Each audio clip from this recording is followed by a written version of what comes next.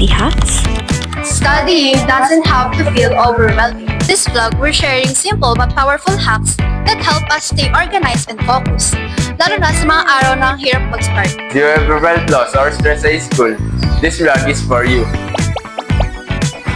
Hi everyone! We are the group of students who knows they struggle. Nakaka-stress minsan ng school, lalo na kapag sabay-sabay ang mga task. Kaya today, we're sharing study and organization hacks na talagang nakatulong sa amin. At sana nakatulong din sa inyo. Are you ready? Come on! Mabilis ka bang mawalan ng focus sa isang bagay na ginagawa mo? Then, this technique is for you. So, yung technique na to ay tinatawag na Pomodoro Technique. Una, pili ka muna ng task na gusto mong gawin. Then, set a timer for 25 minutes. So, ito yung tinatawag na first Pomodoro. So, work on the task without distractions until the timer rings. When the timer rings, take a short break for about 5 minutes. Kapag natapos mo na yung unang 25 minutes, ang tawag doon ay 1 Pomodoro. So, kapag naka-apat na Pomodoro ka or apat na 25 minutes, pwede kang mag-take ng longer break for up to 30 minutes. And after nun, depende sa'yo kung uulit ka ulit sa 1 Pomodoro to 4, pwede mo rin i-adjust kung ilang minutes yung 1 Pomodoro mo. Halimbawa, pwede mong i-adjust yung time ng paggawa ng 50 minutes at yung time ng pahinga na 10 minutes. Yung second technique naman is yung second brain technique. Ito yung pag-note down or pag-jot down ng mga facts, ideas, or formula sa iisang notebook para meron kang knowledge bank in a written form. So, pwede mo ring tawagin yung second brain technique bilang lecture taking or pag-note taking mo. Next technique naman is tinatawag na silent study sessions. Ito yung when you record yourself studying and then you see your progress afterwards. So dito pwede mo makita kung ano yung mga kahinaan mo pa, yung mga hindi mo pa naiintindihan, tapos kung ano na yung alam mo and sanay ka na. Pwede mo rin ditong ihalo yung mga methods na sinabi namin nung una, kagaya ng Feynman, ng blurting, tsaka ng 1-1-1 rule. Pwede mo itong paghaluhuluin yung methods mo dito and then titingnan mo na lang kung ano ka mas sanay and kung ano yung mas preferred mo na study methods. Dito rin, ma-identify mo rin nga kung ano yung mga mas preferred mo na study, kung ano sang ka mahina and sang ka malakas.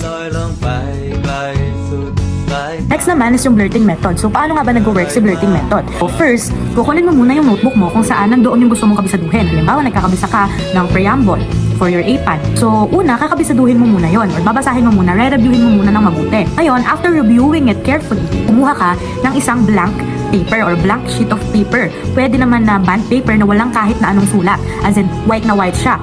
So, i-close mo yung notes mo, itabi mo siya, huwag mo siyang titingnan. Ngayon, ang kaharap mo lang, yung white paper mo.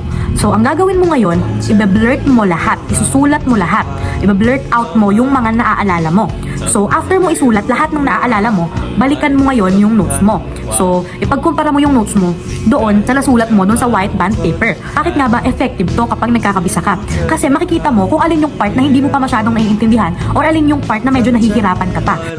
Take notes using Google Docs. Use Google Docs to take notes by typing your ideas online. It saves automatically and you can edit, share, and access your notes anytime on any device. Therefore, ask practice question from Google and ChatGPT. Read, understand, and highlight. Use to study the text and mark the important details. Next naman, yung tinatawag natin na Feynman method or yung teach what you learn. So dito, halimbawa meron kang kinakabisado, ganun. Imbes na kabisaduhin mo siya, you try to explain it in your own words. Halimbawa, photosynthesis. Instead of saying that photosynthesis is a biochemical process kinemic in number two, so pwede mong sabihin na photosynthesis is when plants make their own food. So ganun, kumbaga pasisimplihan mo siya. Ibig sabihin, kapag ka na-explain mo na yung isang bagay, kung wala kang binabasa or tayo mo na siyang in-explain from your own understanding, ibig sabihin, naiintindihan mo na talaga siya. So si Feynman method, pwede mo siyang gamitin sa kapatid mo, sa kaibigan mo, sa kaklase mo, or kung wala ka namang kasama, pwede rin naman sa salamin or sa pader. Thanks for watching. Please subscribe.